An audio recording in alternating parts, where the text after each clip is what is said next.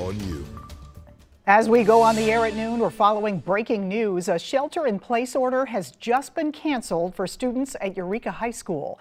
Thanks for being here. I'm Kay Quinn. Just in the last hour, police canceled that order. Traffic is once again starting to move through the area.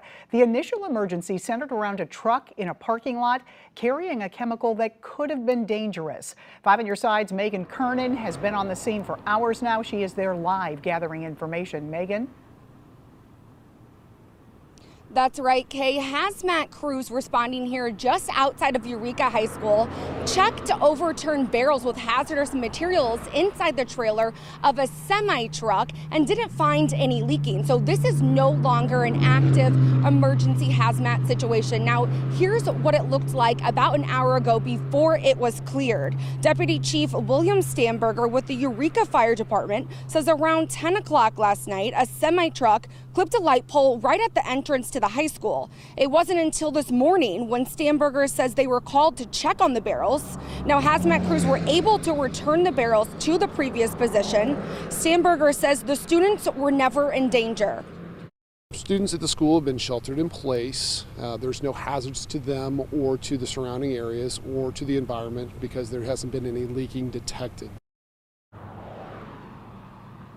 Now, crews are still working on towing the truck out, as you can see behind me, and roads have been reopened in the area, and the shelter in place for Eureka High School students has also been removed. Reporting live in Eureka, Megan Kernan, 5 on your side.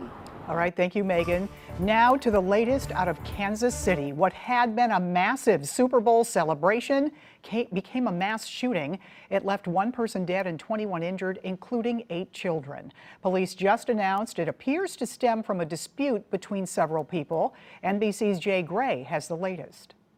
Well, Union Station here in Kansas City still locked down. The investigation continuing. Law enforcement sources have told NBC News they believe that this is a criminal situation and not terror. But again, they are continuing to investigate here. We've also learned the name of the victim that was killed during the shooting, Lisa Lopez Galvan, a local and very popular radio host in her 40s with 2 adult children. Her family says that she loved the Chiefs. I want to give you a look around this area, show you exactly what's left behind after the shooting yesterday. Again, the parade ending here, the celebration taking place, and you can see from everything on the ground here, the mess that is here, that hundreds of thousands left in a panic. You see a baby stroller that was left behind.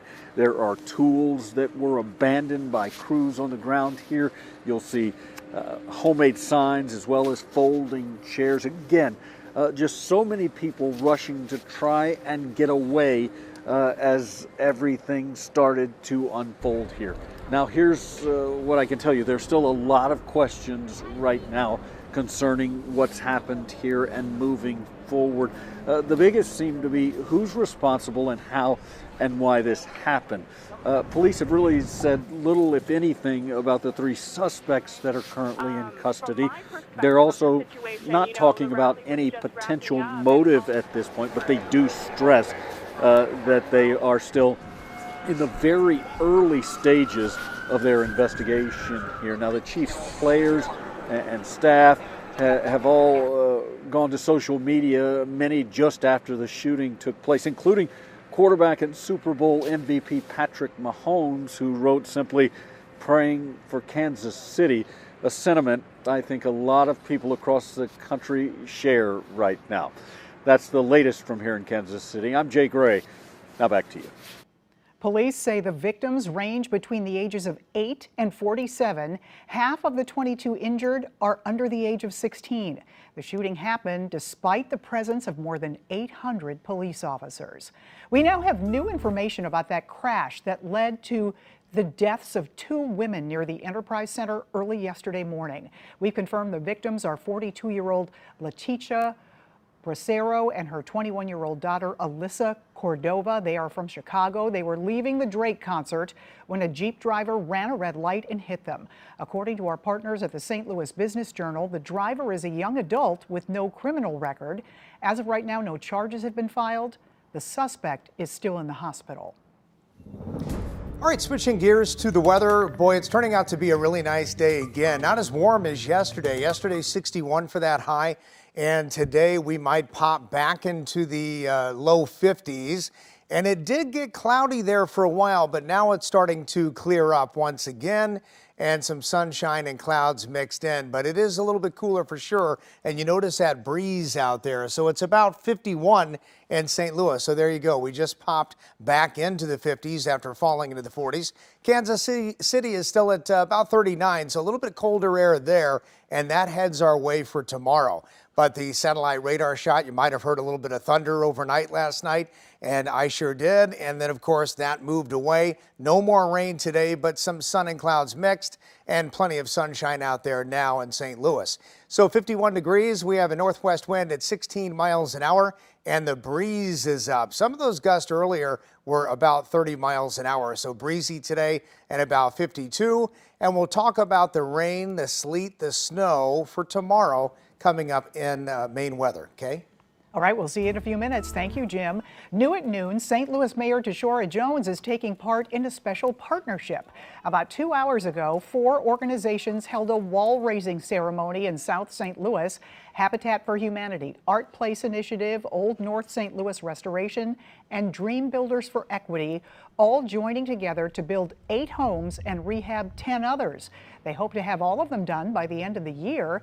The homes will then go to low-income buyers.